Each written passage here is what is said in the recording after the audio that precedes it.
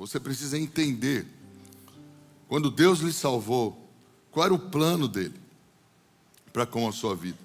Eu vejo que vai parecer uma pregação básica, né, mas não é.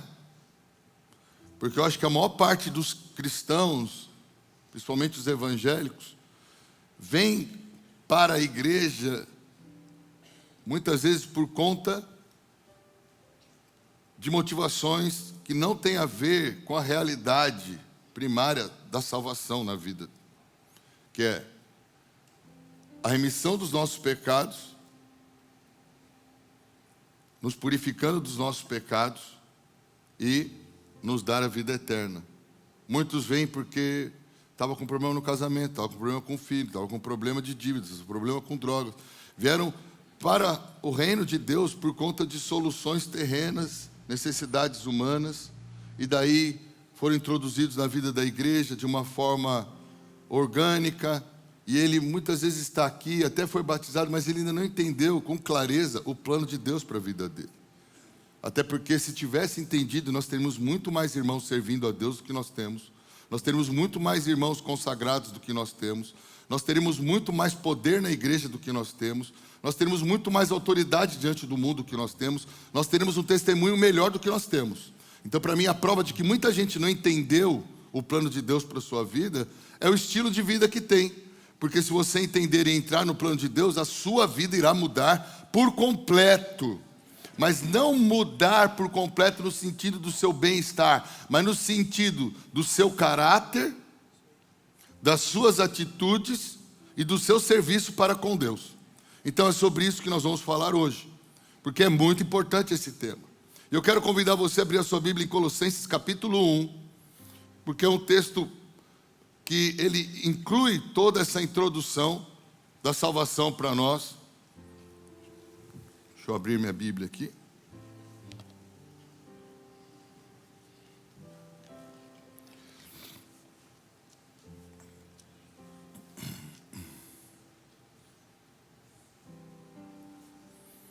Vamos lá. Então, o plano de Deus para nós começa justamente com a nossa salvação. A nossa salvação, ela é uma circunstância que quando entra na nossa vida, faz uma transição na nossa vida. A partir do versículo 13, ele vem falando o seguinte: e ele nos livrou do poder das trevas e nos transferiu para o reino do seu Filho amado. Então você, antes de ser salvo, você estava debaixo do poder das trevas, você estava debaixo do domínio do pecado. Quando você é salvo, recebe o sangue de Jesus, você sai da escravidão do pecado, você é livre, e agora você recebe uma nova vida pelo Espírito, e você tem toda a condição de andar livre da prática pecaminosa como um vício, porque Jesus te libertou da escravidão do pecado. Você fazia parte do reino das trevas, você trabalhava para ele, agora você vem para um outro reino, que é o reino da luz. Então, a salvação tem a ver com tirar você de um plano e colocar você em outro plano. Tirar você de uma realidade espiritual e te dar condições de viver em outra realidade espiritual. Então ele fala, ele nos livrou do poder das trevas, nos transferiu para o reino do seu Filho amado, em quem temos a redenção pelo seu sangue e o perdão dos pecados. E vós que noutro tempo, está falando como éramos, éreis alienados e inimigos em vossa mente pelas vossas obras más, agora contudo vos reconciliou no corpo da sua carne pela morte, para vos apresentar santos, irrepreensíveis e inculpáveis diante dos seus olhos, se permanecerdes fundados e firmes na fé, e não vos moverdes da esperança do evangelho que tendes ouvido. Vamos rever isso aqui. Talvez alguns estão lendo isso pela primeira vez. Olha o que ele fala.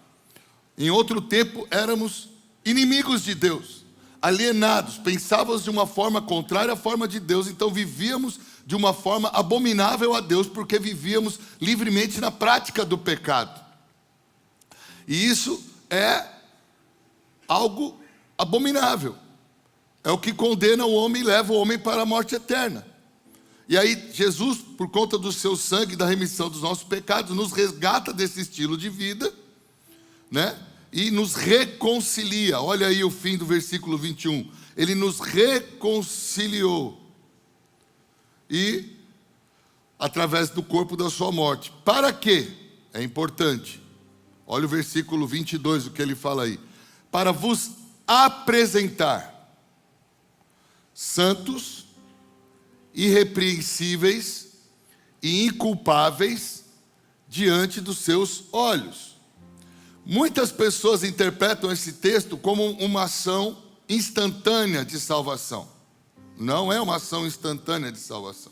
No Espírito, sim, você está salvo, você terá essa realidade. Mas quando ele continua falando que inculpáveis diante dos seus olhos, se permanecerdes fundados e firmes na fé, e não vos moverdes da esperança do Evangelho, ele deixa claro que é um processo que está sendo desenvolvido. Você é salvo, você está salvo no Espírito, se você morrer naquele dia, você pode ir para o céu. Mas na sua vida terrena, você, na sua salvação, acabou de entrar num processo de transformação de caráter, de transformação da sua alma, de santificação, aonde você vai aprender a andar segundo o padrão de Deus, para se tornar uma pessoa agradável a Ele. Isso se você permanecer fundado na fé. E aí eu já começo o problema com a igreja. Muitos se convertem, mas não estão preocupados com a sua santidade. Não estão preocupados em se tornar irrepreensíveis e inculpáveis. Continuam falando palavrões, continuam cobiçando, continuam tendo práticas imorais, continuam com amizades imorais, continuam fazendo negócios ilícitos, continuam tratando as pessoas de maneira errada, facção, contendas, gritarias, discórdias, intrigas, continuam nas bebedeiras, continuam em coisas. Isso são sinais que talvez esta pessoa nem salva foi. Porque esse texto deixa claro que ele te salvou para te fazer santo, inculpável, irrepreensível. Então, se você é salvo e não entra num processo de santificação, de transformação, de cura da alma, de aperfeiçoamento, já temos que questionar a sua salvação. Então, o plano de Deus para a minha vida, para a sua vida, a primeira parte desse plano é me salvar e me purificar dos meus pecados. O que é purificar dos meus pecados? Ele lavou os meus pecados. Não é apenas isso. Ele lavou os meus pecados e mudou as minhas práticas. Isso é purificar. Alô? Eu vejo pessoas, não tem mais condenação para mim. É verdade. O pecado que você praticava não te condena mais. Mas a salvação não tem a ver com o simples perdoar de pecados, mas tem a ver com o transformar do caráter para que não se peque mais.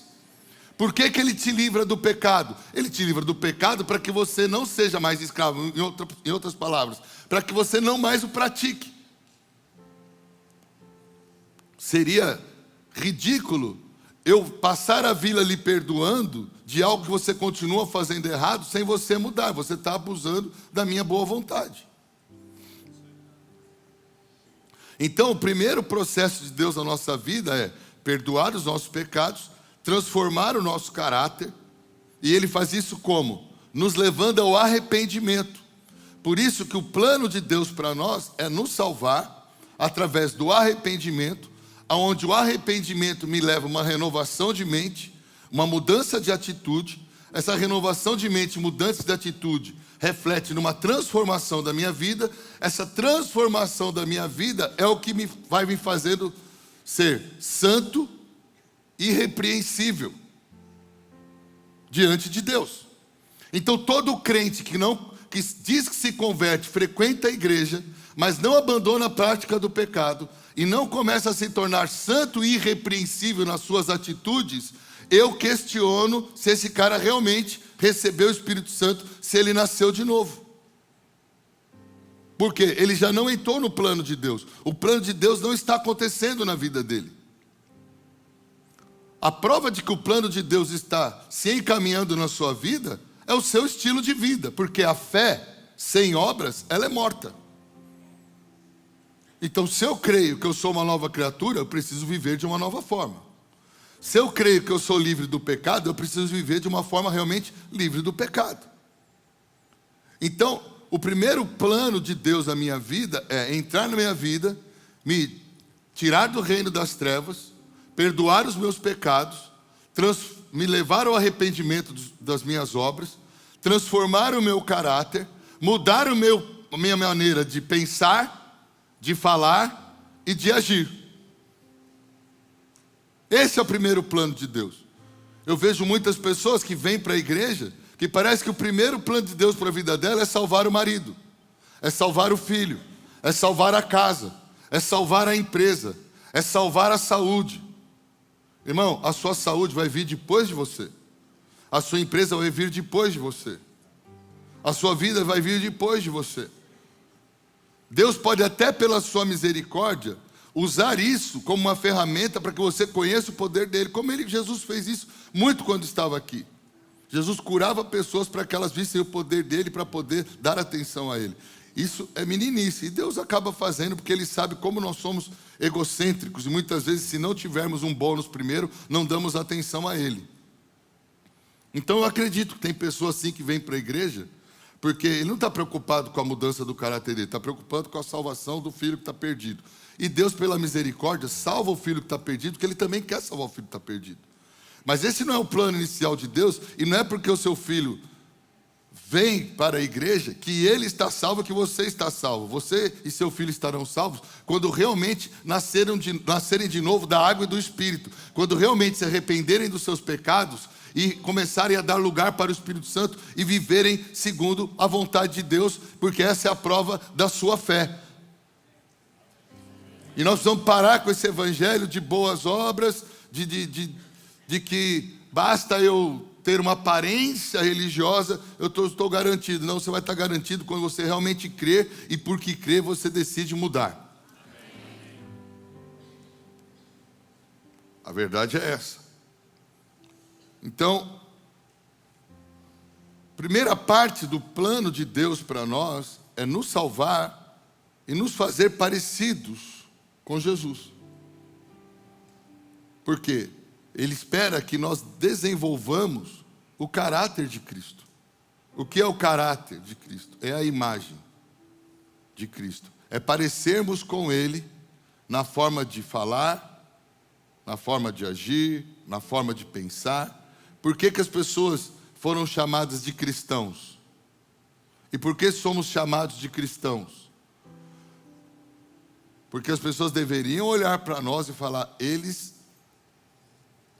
pensam, falam e agem como Cristo. Você é um cristão?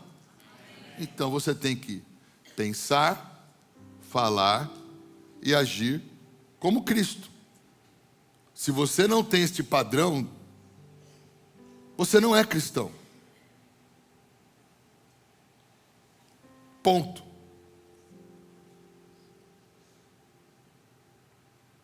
Se as pessoas na sua família, na sua empresa, no seu condomínio, na sua escola, na sua faculdade, precisam ser comunicadas de que você é um cristão, por você tem um problema.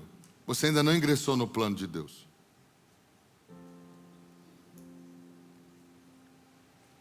Eu não preciso me anunciar. Nenhum de nós deveria se anunciar. Deveria ficar notório que um filho de Deus está chegando no lugar pela postura, pelo comportamento, pelas falas, pelo padrão de excelência, pela presença que ele carrega com ele do Espírito Santo. Algo mudou quando esse cara chegou.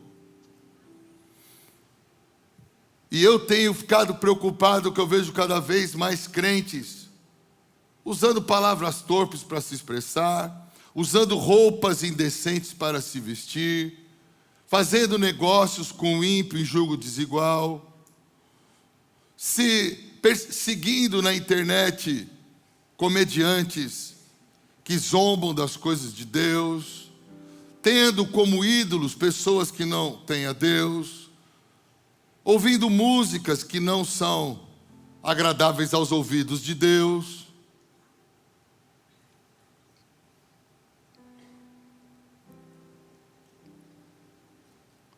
Se Jesus não ouve, você não ouve. Se Jesus não fala, você não fala. Se Jesus não faz, você não faz. Ah, mas isso é muito radical.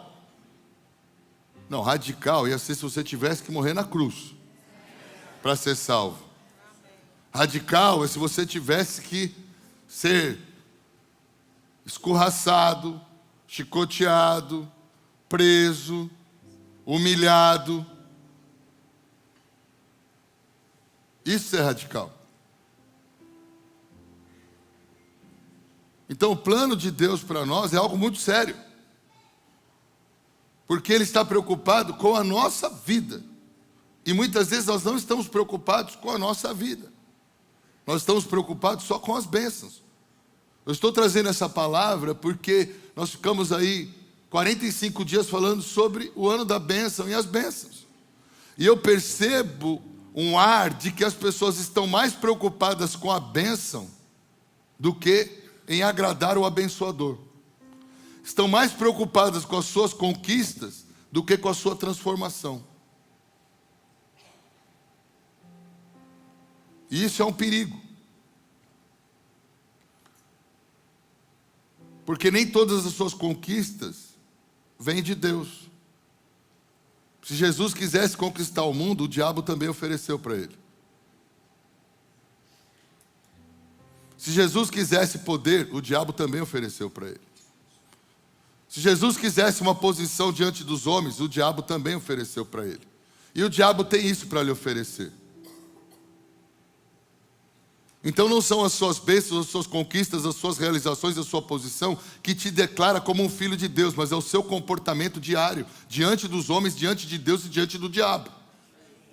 Então o plano de Deus nunca é em primazia nos abençoar, mas sim, em primeiro lugar, nos transformar. Então eu creio que um cristão, quando se converte, nos seus primeiros anos de vida, ele está passando por um processo de purificação e consagração. Algo que hoje me preocupa. Porque muitas pessoas se convertem, frequentam a igreja, assistem a alguns cultos e daqui a pouco já estão dando opinião. Quando elas nem leram a palavra, não estudaram a palavra, não têm tempo com Deus, não têm uma vida de transformação no seu caráter, não passaram por um processo de purificação dos seus pecados, não no sentido que o pecado, quando eu falo purificação dos seus pecados como ele fala, aquele que mentia, não minta mais, aquele que roubava, não roube mais, aquele que adulterava, não adultere mais, aquele que fazia coisas erradas, que essas coisas não sejam praticadas mais. Isso eu digo que é o caminho da purificação. Aquele que falava, por exemplo, ele era uma pessoa de difícil lida com os outros, onde ele era muito complicado, que ele deixe de ser essa pessoa, que ele passe a ser bondoso, longânimo, benigno, temperado, prudente, com domínio próprio, que ele comece a manifestar os frutos do Espírito. A transformação e a salvação, ela precisa ser seguida de transformação de caráter e de manifestação dos frutos do Espírito. Se não houver a manifestação do fruto do Espírito, por exemplo, o casal veio para a igreja, os dois estão aqui na igreja, mas o marido chega em casa, grita com a esposa, trata mal a esposa, humilha a esposa, é duro. Esse cara é salvo? Ele tem o Espírito Santo? Pastor, isso só Deus sabe. Exatamente, eu não estou aqui para te julgar, eu estou aqui para colocar numa questão que você deveria pensar, porque você não está manifestando nada do Espírito Santo. Quem não manifesta algo de algo é porque não tem este algo. Agora o problema é seu com Deus, não é comigo. Meu papel é pregar a palavra de Deus e você que se vire com seus problemas. Agora, eu questiono a salvação de um homem que é estúpido com a sua casa. Eu questiono a salvação de uma pessoa que vem para o reino, sabe que vive na vida imprópria de pecado e permanece nessa vida de pecado. Se a salvação tem a ver com arrependimento de obras mortas, para que você saia do reino das trevas e seja transportado para o reino da luz, como é que o cara diz que é transportado para o reino das luzes, mas as obras das trevas permanecem nele? Hã? Que tipo de crente é esse? Eu questiono.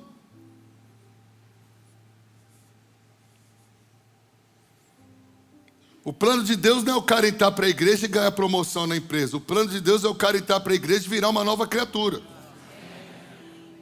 E essa promoção virá no futuro consequência da transformação dele. Virá, virá. Você vai ver que a terceira parte do plano é muito legal, mas ela é a terceira. Duas precisam vir antes. Então, você vê que no versículo 22 de 1 Colossenses, ele fala o quê? Ele fala claro. Ele quer vos apresentar santos, irrepreensíveis e inculpáveis diante dos seus olhos. Eu acho isso, eu tenho esse como um dos planos meus de vida. Eu quero ser um homem que não tenho nada do que me envergonhar. De uma só palavra. Que maneja bem a minha Bíblia. Que rege bem a minha casa. Que manifesta os frutos do Espírito. Que não tenho nada a ver, aliás, tenho vergonha das minhas práticas de adolescente e de jovem, que eu não tinha muita maturidade, revelação, e a gente fica muitas vezes naquela idade de 16, 17, 18 anos, meio namorando o mundo. Hoje eu tenho vergonha. Vergonha diante de Deus. E ó que eu não aprontei. Você é convertido? Você devia ter vergonha das suas práticas passadas. Você deveria ter vergonha das bebedeiras, das orgias, das promiscuidades, dos negócios ilícitos, das trapaças. Porque se você não tem vergonha, eu questiono a sua salvação. Porque você não tem constrangimento. Quem não tem constrangimento não tem arrependimento. Quem não tem arrependimento não tem mudança. E quem nos convence? O Espírito Santo. Se o Espírito Santo não está te convencendo, está faltando o Espírito Santo. Se está faltando o Espírito Santo, você tem um problema. Pastor, o senhor vem aqui para pôr em xeque a nossa salvação? Não, vim aqui para ensinar o plano de Deus. Talvez hoje é o dia que você vai se converter de verdade. Porque o que eu não estou aqui é para encher a igreja de gente para ouvir coisas que quer ouvir e sair daqui achando que vai ganhar um monte de coisa de presente, de bônus, porque deu uma oferta na casa de Deus e domingo tirou amanhã para vir ouvir alguém. Ou você vai viver a palavra de Deus, ou isso aqui é uma história da carochinha, isso aqui é um auditório que tem um panaca aqui na frente. E não é isso que está acontecendo aqui não.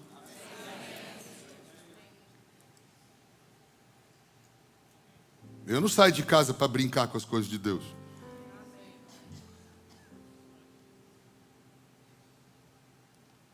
Sabe, nós precisamos levar mais a sério as coisas de Deus. Em primeiro lugar, o plano de Deus é: Ele me salva, Ele me transforma e Ele se revela a mim. Pessoas estão na igreja há anos e não conhecem Deus. Isso é muito estranho para mim.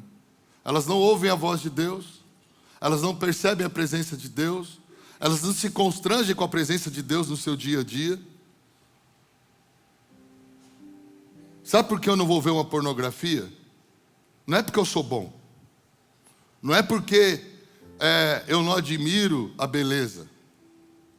Não, eu não vou ver pornografia porque não importa onde eu estiver, o meu Deus está ali comigo. Eu não vou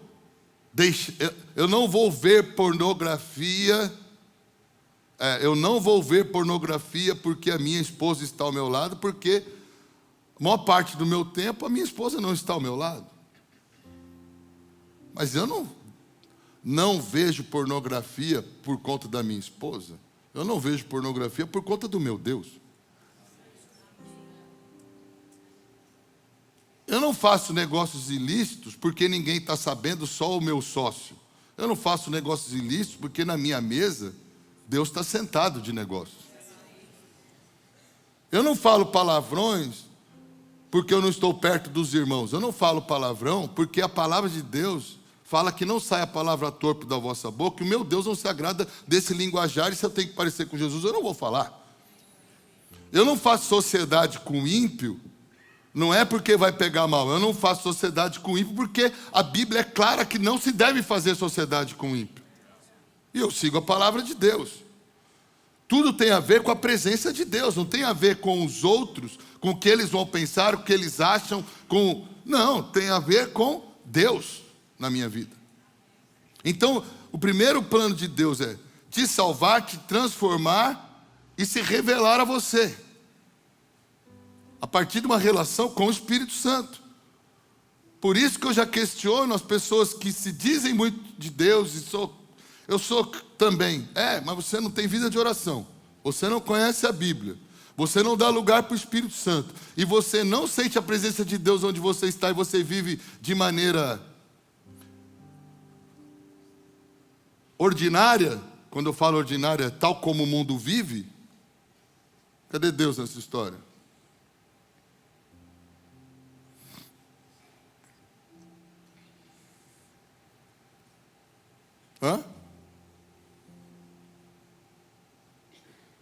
O evangelho de verdade não é fácil não, irmãos.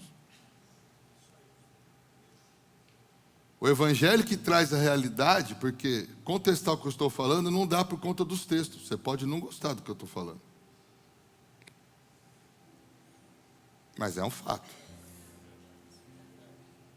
E nós precisamos alinhar o tipo de pessoas que vão frequentar a casa, uma vez que a casa não para de encher.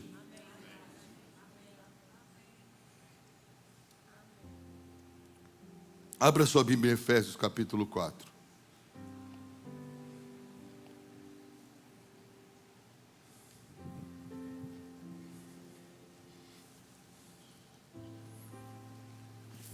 Agora eu vou ler um texto que vem me avalizar por completo no que eu estou falando até aqui, porque muitas pessoas ouvem e falam: cara, esse pastor é muito radical, não precisa ser assim. Não, vamos ler a Bíblia.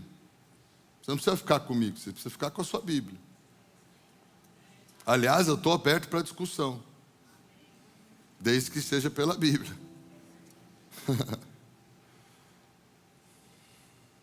Efésios 4:17. Coloca aqui para a gente. Vamos ler juntos? Vamos.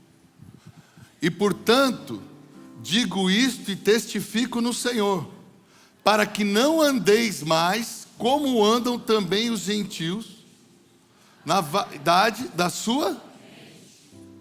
Próximo. Com seu entendimento obscurecido, separados da vida de Deus pela ignorância que há neles, pela cegueira do seu coração, os quais, havendo perdido todo o sentimento, se entregaram à lascívia para cometerem toda a impureza com ganância. Mas vós não aprendestes assim a Cristo, se é que tendes ouvido e por ele fostes ensinados, como a verdade está em Jesus, que, concernente ao procedimento anterior, vos despojeis do velho homem, que é corrupto segundo as concupiscências do engano, e vos renoveis no espírito da vossa mente. É 100% o que eu acabei de falar nos últimos 20 minutos. Esse texto é 100% na íntegra, literalmente, tudo o que eu acabei de explicar nos últimos 20 minutos. Verdade ou mentira? Então, irmãos, isso é muito sério. Eu quero gerar um constrangimento na igreja para transformação. Não é um constrangimento para exclusão. Muitas pessoas não conseguem entender que nós queremos gerar o constrangimento, porque o constrangimento é um dos primeiros passos para o arrependimento.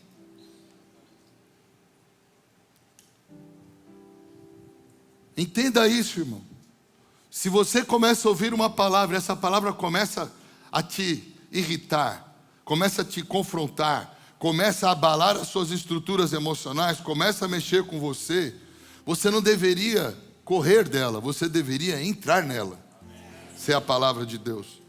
Você deveria olhar e falar, cara, por que eu se eu estivesse no plano exato do padrão de Deus, eu estaria alegre com o que eu estou ouvindo. Se eu começo a ficar chateado com o que eu estou ouvindo, é porque eu estou fora do padrão. E eu quero entrar no padrão. Amém, irmãos? Amém. Irmãos, Deus quer te fazer santo, irrepreensível. Deus quer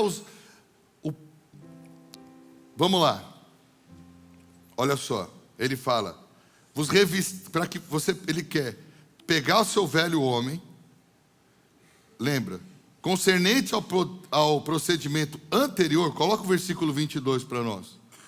Concernente ao procedimento anterior, vos despojeis do velho homem. Ele está falando, sabe o que você era antes de Jesus? Joga fora aquele cara. Pastor, mas tinha coisa boa. Guarda boa. Deus vai usar. Mas pega ruim, joga fora.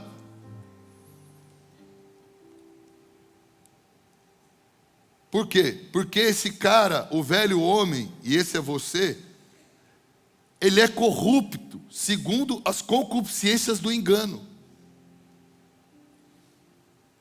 Quer dizer, existe uma maneira de pensar enganosa, que faz com que a pessoa haja de maneira errada, e isso faz com que ela produza pecados, isso é abominação a Deus, e é isso que leva o homem ao inferno. Agora, conhecendo a Cristo, ele fala, por isso que ele fala no versículo 23, que nós precisamos nos despojar do velho homem e renovar a nossa mente. Fala, renovar. Só que ele não fala só isso, ele fala, no espírito da vossa mente. Fala, no espírito. Quer dizer, é uma outra linhagem de pensamento. Quando ele fala no espírito, ele está falando na motivação. Está falando na raiz, na essência do caminho em que se analisa e que se pensa. Você precisa falar, cara, eu quero pensar como Jesus, eu quero agir de maneira que agrade a Deus, eu quero entender isso, o que é me renovar no espírito da minha mente, o que é me revestir do novo homem. Versículo 24, me revestir do novo homem, que segundo Deus é criado em justiça e verdadeira. Cara, eu quero me revestir do novo homem, que segundo Deus eu estou sendo criado em justiça e em verdadeira santidade. Esse é o plano de Deus para nós. Nos tornarmos cristãos de verdade. Que o diabo vai tentar, se eu falar, você não vai ter comida em mim. Eu não preciso disso daí. Eu não vou falar assim, eu não vou agir assim, eu não me comporto assim, eu não sou mais assim. Eu era assim, não sou mais assim, pela graça de Deus, pela direção do Espírito de Deus, porque há em mim um novo espírito e uma nova mente sendo estabelecida, uma nova maneira de pensar sendo estabelecida. Agora, isso é um padrão de comportamento. Olha o versículo 25 que ele fala. Por isso, deixai o quê? E faz o quê? Viu o que eu estava falando antes? Eu vejo pessoas que vêm para a igreja, elas até querem, mas se elas não têm disposição para mudar o comportamento, e você não vai mudar o comportamento sem o Espírito. Porque é o Espírito que te liberta da escravidão desse comportamento.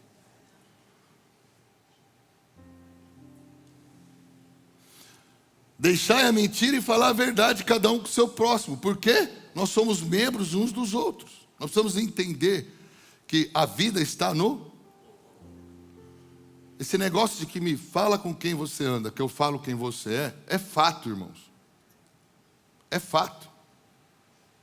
É muito difícil ser diferente disso. né? Ele fala, ó, irai-vos, mas não se põe o sol sobre a vossa. Você tem que fazer escolhas.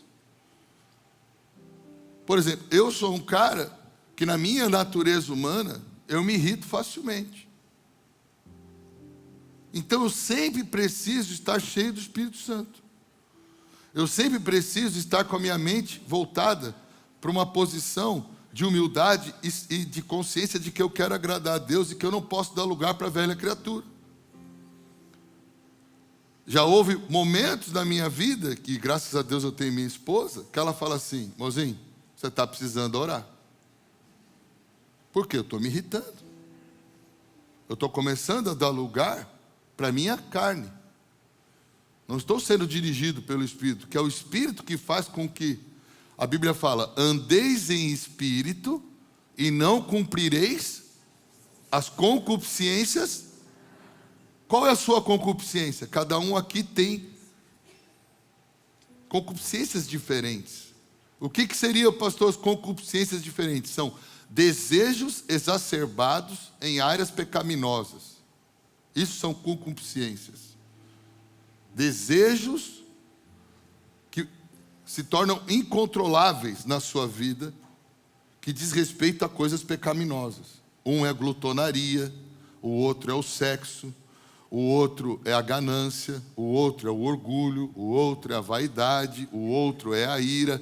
Cada um aqui tem alguma coisa, porque todos nós nascemos com pecado na nossa carne. E cada pessoa aqui tem problema em uma área, ou duas áreas, ou até mais áreas, que são incontroláveis na sua vida. Se você não for cheio do Espírito Santo, é incontrolável. Você consegue até controlar em alguns momentos de lucidez, mas em outros momentos você não vai ter controle, porque você está escravo disso se você não der lugar para o Espírito. Estão entendendo o que eu estou falando?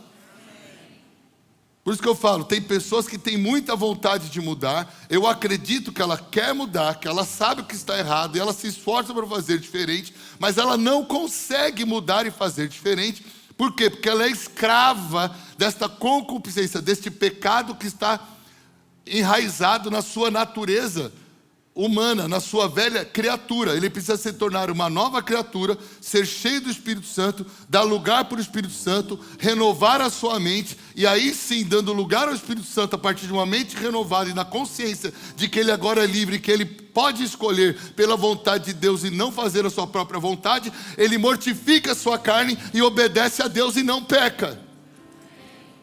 Este é o caminho. Este é o plano de Deus para o homem. O plano de Deus para o homem não é encher uma igreja de pedintes que estão achando que cada culto é um Natal. Qual o presente que eu vou ganhar hoje? Não é o presente que você vai ganhar hoje, é o que você vai dar para Deus hoje. Nós viemos aqui para dar presente para Ele. Nós viemos aqui para adorá-lo, para servi-lo, para contemplá-lo, para agradá-lo, para obedecê-lo. E nós estamos vendo uma igreja de mimados, que não são transformados, porque todo filho... Irmãos, eu tenho meus filhos, aliás, estão aqui, me assistindo. Eu tenho prazer em dar boas coisas aos meus filhos. E é uma satisfação. Agora, se eles estiverem agindo de maneira errônea, irresponsável, negligente, pecaminosa, eu não vou alimentar a maldade neles, dando mais benefícios ainda a eles. Quanto mais eles errarem, mais eles serão tolhidos dos benefícios para que eles entendam o que é uma disciplina. Isso é lógico ou não? E você acha que Deus não vai tratar você assim? Deus vai alimentar a sua maldade? Deus vai alimentar os seus pecados? Deus vai alimentar em você um estilo de vida errado? Ele vai dar corda para você se enforcar mais ainda? Não, porque Deus é Pai, Deus te ama. Então, a primeira parte do plano é nos perdoar, nos transformar, se revelar a nós e nos ensinar. Segunda parte do plano de Deus para nós, nos fazer discípulos. nos fazer embaixadores, nos fazer ministros da reconciliação. Deus te salvou esperando que você trabalhe mais para Ele do que para você.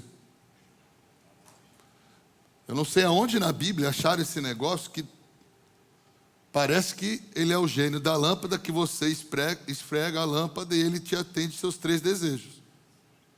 Que eu saiba, Ele é Deus soberano, nós somos a criatura, fomos criados por Ele e para Ele, e dele são todas as coisas. Ele é o Senhor, nós somos os servos, e nós deveríamos servir ao reino dele.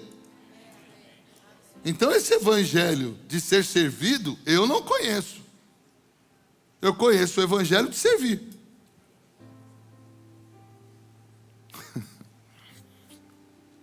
Ah, meu Deus.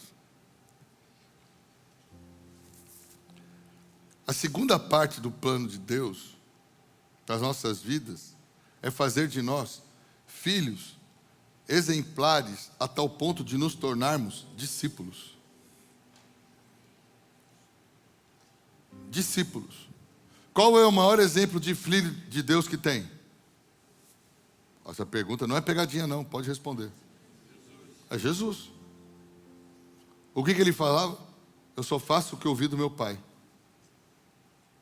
O que eu falo porque eu ouvi do meu pai. Quem vê a mim, vê o pai. Esse é o padrão. Nós deveríamos fazer porque Deus espera que façamos. Então, segunda parte do plano, Deus vem, nos transforma na primeira, e na segunda ele fala, agora eu quero fazer de você um discípulo, eu quero fazer de você um ministro meu, eu quero fazer de você uma testemunha viva do meu poder, eu quero fazer de você um evangelista, eu quero fazer de você uma pessoa em que eu posso confiar o meu reino que está sendo implantado na terra. Abra sua Bíblia em 2 Coríntios, capítulo 5.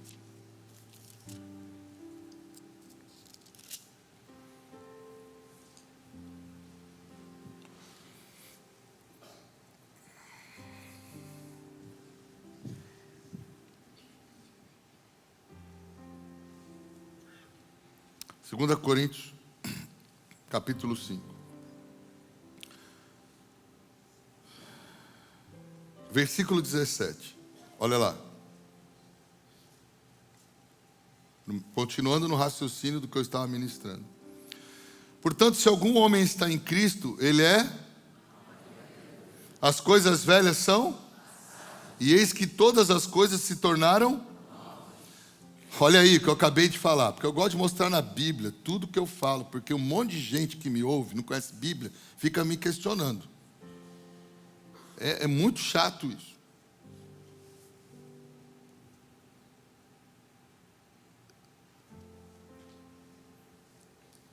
Por isso que eu falo, nós queremos ter nossas escolas, ensinar a Bíblia para as pessoas. Nós queremos ensinar a Bíblia. Que todo cristão leia a Bíblia sempre, e ele aprenda a sua Bíblia toda. Né? Todas as coisas são de Deus, o qual nos reconciliou consigo mesmo por Jesus, e fez o quê? Nos deu o ministério da reconciliação, a saber que Deus estava em Cristo reconciliando o quê? Consigo o mundo, não lhes imputando as suas transgressões, e confiou a nós a palavra da reconciliação. Então, é um processo, claro, de conexão com Deus, conexão com o propósito, com o objetivo de serviço para o reino também. Né? Olha lá, vamos ler o versículo 20. Ora, então, conclusão, somos o quê? Como se Deus suplicasse por nós. Então, o segundo plano de Deus é nos fazer embaixador dele. O que é embaixador dele? É aquele que traz e apresenta e vai consolidando o reino dentro de outro reino. Esse é o embaixador. Por isso que eu falo, lá na sua empresa, você é o embaixador.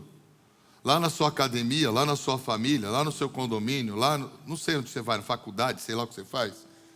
Você é um embaixador. Eu represento o reino, e aonde eu estou, aonde eu boto meu pé, aquele território agora representa Deus, reino de Deus, vontade de Deus, e ali eu vou expandir a minha influência do reino de Deus dentro desse reino aqui. Como é que você faz isso? A partir da transformação do seu caráter, do seu proceder, do seu testemunho e da autoridade que você começa a ter quando começa a andar dentro do padrão de Deus. Você tem autoridade sobre os demônios, você tem autoridade sobre o pecado, você tem autoridade e unção para ministrar com revelação a tal ponto que as pessoas se arrependam dos seus pecados. Então ele fala, porque aquele que não fez pecado, ele o fez pecado por nós, para que fôssemos feitos justiça de Deus nele. Quer dizer, a obra está completa, eu só preciso escolher se eu vou passar a viver segundo Deus, no padrão de Deus e contribuir com Deus, ou não. Você foi chamado para ser o quê? Discípulo. Você não foi salvo só para ser salvo, para ter vida boa. Você foi salvo para ser transformado e para se tornar um discípulo. Tanto que nessa segunda parte, entre ação o quê? O ide de Deus. Deus quer te transformar porque Ele quer te usar. Quer te usar para quê? Para a implantação do reino dEle, para a glória dEle, para a salvação de outras pessoas.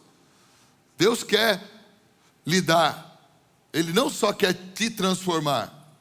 Ele quer então, nessa segunda fase, depois da sua transformação, para você fazer o reino dEle, agora Ele quer te dar autoridade e poder. Amém? Ele quer te dar autoridade e poder.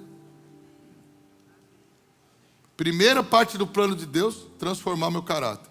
Segunda parte do plano de Deus, me dar autoridade e poder. E me enviar como ministro, como embaixador, como evangelista.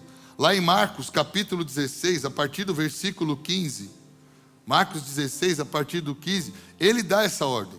Ele fala, ide por todo o mundo, prega o evangelho a toda criatura. Quem crer e for batizado, será salvo. Quem não crer, o quê? Será? Então ele está mandando.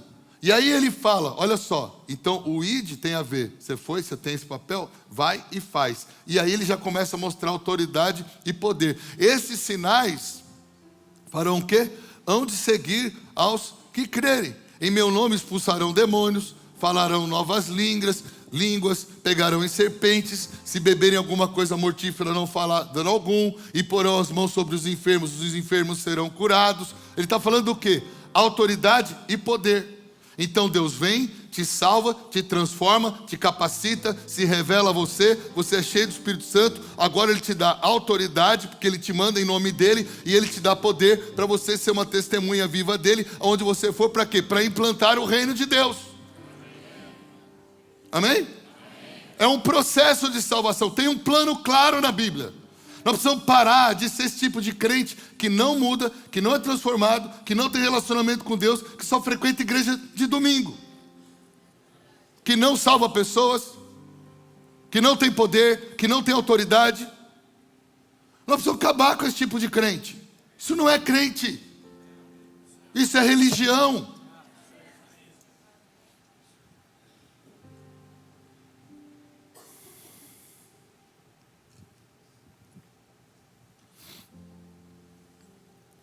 E aí vem a parte 3 do plano. Como eu queria que você entendesse bem a primeira e a segunda. Porque a 3 é formidável. A parte 3 do plano é te abençoar em tudo que você fizer. Por que o homem não é tão abençoado? Porque ele primeiro busca a bênção, para depois buscar a mudança. Só que a maioria, quando recebe a bênção, já não liga mais para a mudança. Por isso que Deus primeiro quer que você mude, para depois te abençoar. Porque se você mudar e for abençoado, você vai fazer a melhor gestão da sua bênção. Você vai aproveitar da melhor maneira o seu recurso. E o seu recurso não vai te afastar de Deus, vai te conectar a Deus. Deus quer transformar o seu caráter, te dar autoridade, te revestir de poder, te dar uma missão, e aí Ele vai o quê? Te abençoar para fazer essa missão. Deus, Ele vai Vamos olhar Jesus. Jesus nasceu, caráter ilibado, perfeito, sem pecado algum. Foi lá, depois do caráter dele aprovado, ele recebeu o quê? Poder e autoridade. Não foi assim com Jesus? Depois que ele recebeu poder e autoridade, o que ele recebeu? Prosperidade. Porque tudo que ele fazia que era necessário, precisava de comida? Tinha comida. Precisava de dinheiro? Tinha dinheiro. Precisava de poder? Tinha poder. Precisava de sabedoria? Tinha sabedoria. Porque prosperidade não é só de recurso financeiro. Prosperidade, precisava de favor de alguém? Ele tinha o favor de alguém. Precisava de novas conexões? As conexões apareciam no caminho dele. Ele precisava de novas pontes de entrada em algum lugar? As pontes apareciam, abriam-se as portas para ele entrar naquele lugar. Ele precisava de um jumento? Tinha o jumento. Ele precisava da casa de alguém numa cidade? Ele tinha. Ele precisava de uma pessoa importante no lugar? Ele encontrava. Isso é prosperidade. Por favor, entenda. Se você for transformado no seu caráter e começar a ser usado por Deus, você vai experimentar um nível de prosperidade que você nunca mais vai entender na sua vida. Porque você vai experimentar um nível de prosperidade sobrenatural. As coisas irão acontecer em seu favor, porque na verdade não é mais seu favor, é favor do reino, é para o reino, é para a glória dele. Por isso que eu falo, pare de correr atrás das bênçãos e comece a ir atrás de Deus, que as bênçãos te alcançarão. E é isso que todo crente precisa entender. Quanto mais crente ele se tornar, quanto mais de Deus ele for, quanto mais ele fizer a obra de Deus, mais tudo que ele fizer, tudo que ele puser a mão, prosperará. Agora, quando você não tem mudança do seu caráter, não tem mudança na sua vida, quando você tem essa vida complicada, esquisita, que não tem a ver com o caráter de Cristo, você é confundido. Ora você parece cristão, ora você parece mundano. Como é que Deus vai ficar te abençoando? Para você se perder mais nos seus pecados?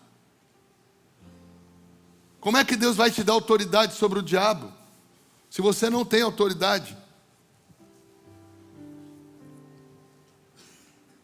Irmão, siga o plano. Deus quer te abençoar, mas muito mais que te abençoar, primeiro Ele quer transformar o seu caráter, Ele quer mudar a sua vida, Ele quer mudar a sua maneira de pensar, de agir, de falar. Porque Ele tem um plano, implantar o reino dEle, e você ser esse parceiro dEle. Você ser essa pessoa que vai responder em nome dEle. Irmãos, nós precisamos entender que é uma honra, é um privilégio ser um homem e uma mulher de Deus no meio dessa geração. Você não vai ser tão respeitado como você gostaria, porque a Bíblia garante que nós vamos ser perseguidos, que nós vamos ser caluniados, que nós vamos ser maltratados, seremos rejeitados. Mas que bênção! Bem-aventurados sois quando disserem toda sorte de maldades e mentiras a respeito de vós. Eu estou vendo uma igreja que está querendo ser bacana com o mundo. Uma igreja mais do que cheia de seguidores, de seguimores.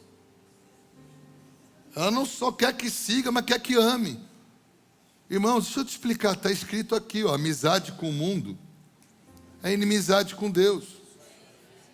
O mundo jaz do maligno. Se o diabo estiver gostando de você,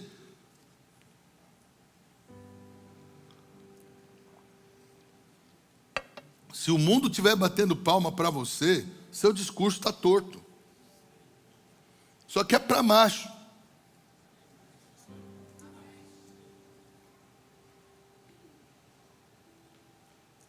O evangelho é para gente corajosa, é isso que eu quero dizer.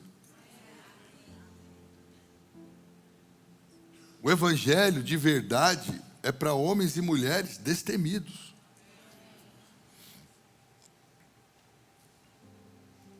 O verdadeiro evangelho não é à toa que diz que o covarde não vai herdar o reino. O verdadeiro evangelho,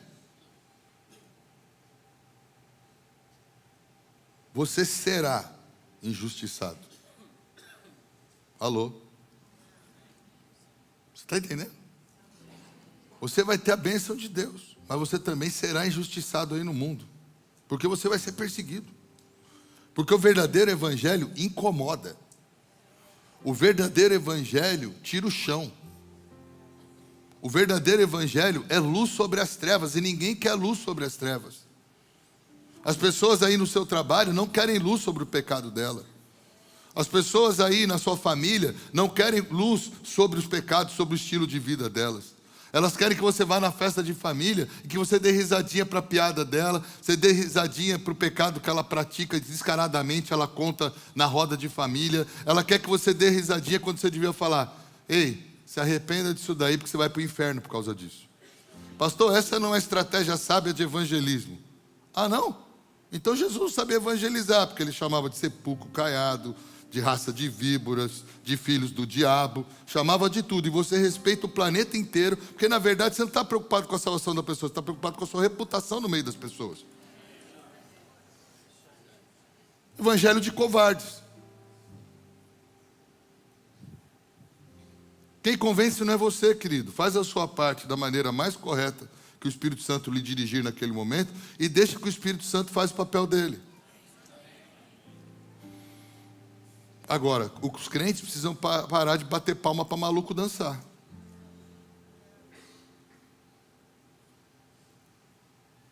Está na hora da gente entrar no plano de Deus, amém? Que você todo dia fale: cara, eu vou me tornar santo, inculpável, irrepreensível pela glória de Jesus. Eu vou me tornar um discípulo, um embaixador, um ministro do reino. E eu tenho a certeza que Deus vai me honrar como honrou os apóstolos, como honrou todos aqueles que foram sérios antes de mim. Ele também vai me honrar, Ele vai me abençoar, porque eu vou ser um com Ele e eu vou ser abençoado no meu propósito de agradá-lo, servi-lo e implantar o seu reino. Amém? Então, lembra, pare de correr atrás das bênçãos, porque as bênçãos te alcançarão. Amém? Guarda essa palavra no seu coração. Pega a sua oferta. Pega a sua oferta. Vamos ofertar rapidinho. Eu passei um pouquinho do meu horário. Obrigado, irmão. Passei um pouquinho do meu tempo aqui. Reunião de conexão, como eu já avisei, dia 2 de março. Bom, não temos nenhum aviso importante. Vamos direto aqui. Eu gostaria de conhecer, se há alguém entre nós, que é um prazer recebê-los. Algum visitante hoje de primeira vez? Tem alguém? Ali, a senhora ali, bem-vinda. Tem mais alguém que eu não estou vendo? Lá, bem-vinda ali, obrigado. Aqui, bem-vindo aqui. Tudo jóia? Tudo bem? Bem-vindo ali, o rapaz, a moça. Lá em cima tem alguém nos visitando? O pessoal lá, bem-vindos lá, o senhor, a senhora. Lá, opa, tudo bem, de vermelho lá. Pra cá, lá em cima, as moças. Ali, bem-vinda, a moça ali. Bastante gente. Eu vi todo mundo, mais ou menos? Acho que sim. É que tem muita gente de pé. Ali, bem-vinda, seja bem-vinda. Vocês estão nos visitando, são muito bem-vindos a Mananciais. Nós temos aqui o prazer de receber. Nós temos várias congregações no Rio de Janeiro. Se você não é daqui, da Barra, mas está nos visitando, procure saber uma das nossas congregações. Talvez há uma perto da sua casa, mais perto da sua casa, né? E na saída, se você nos der a oportunidade, seria um grande prazer lhe dar as boas-vindas pessoalmente. Você vai ver um pessoalzinho ali na porta, ali no saguão, na saidinha, com um crachá de bem-vindos. Nós gostaríamos de lhe dar as boas-vindas pessoalmente e tirar toda e qualquer dúvida que você venha ter sobre a nossa programação, nossos horários, agenda. E como eu falei, se você talvez está procurando uma igreja para congregar, você tem a nossa igreja como uma opção, talvez no seu coração. Dia 2 de março pela manhã, faça a sua inscrição no balcão, venha para a reunião. É uma reunião muito esclarecedora sobre como trabalhamos, quem somos, o que fazemos. E você vai poder fazer essa escolha de uma maneira bem lúcida, né? Ouvindo do Espírito Santo. Eu acredito que temos excelentes igrejas na cidade. Então, você precisa encontrar a sua igreja, o seu lugar, a sua família. Então, se Deus lhe dirigir assim, será um prazer tê-lo conosco. Que o Senhor te dirija nesta decisão tão séria que é escolher uma igreja para congregar. Já trouxe a sua oferta aqui à frente. Se você quer trazer a sua oferta, fica à vontade, traga a sua oferta. Está aqui minha oferta. Hoje quase todo mundo oferta por aplicativo, então... Eu gostava tanto quando a gente ficava um tempão de música assim. Eu cresci nisso, né? Eu era do louvor na igreja quando eu era jovem. Tinha que cantar as 3 músicas. Nossa igreja lá em São Paulo. Eu sou de São Paulo, sei que não tem sotaque nenhum. Era muito grande a nossa igreja, né? Bem maior que essa. O ofertório demorava, né? É muito gostoso isso daí. Vamos colocar de pé, vamos agradecer ao Senhor.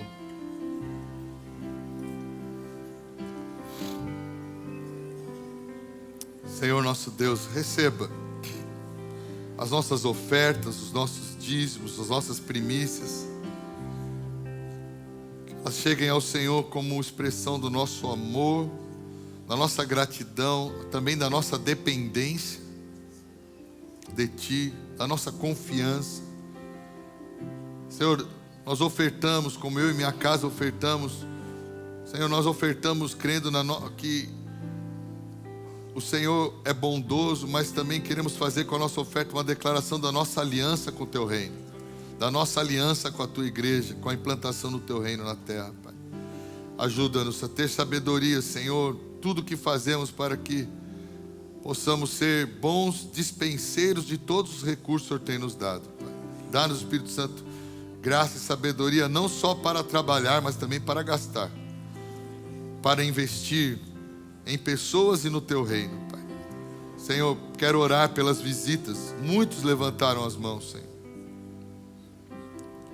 Que o Senhor os abençoe de maneira especial, porque, Senhor, eu sei que eu posso falhar aqui em alguma frase, Senhor, mas o Teu Espírito não falha nunca, Senhor. Que o Teu Espírito venha a completar toda essa ministração no coração de cada um deles, para que ninguém saia daqui da forma que entrou, Senhor. E quanto ao Teu povo, Pai, que está aqui da Mananciais, que o Senhor nos ajude cada dia mais a sermos uma igreja santa, irrepreensível, uma igreja séria, comprometida com a verdade, de homens e mulheres que querem ser verdadeiros discípulos, luz nessa geração, sal no meio dessa geração. Homens e mulheres que não estão preocupados com os benefícios humanos, mas estão preocupados em carregar o Teu poder e a Tua autoridade e fazer a Tua obra, desfazendo as obras do diabo, Pai. Leva-nos em paz para os nossos lares. Livra-nos do mal, Senhor. Livra-nos das tentações. Dá ordem aos Teus anjos ao nosso favor para nos guardar pela Tua misericórdia. Que a Tua graça se renove a cada manhã sobre as nossas vidas, Senhor.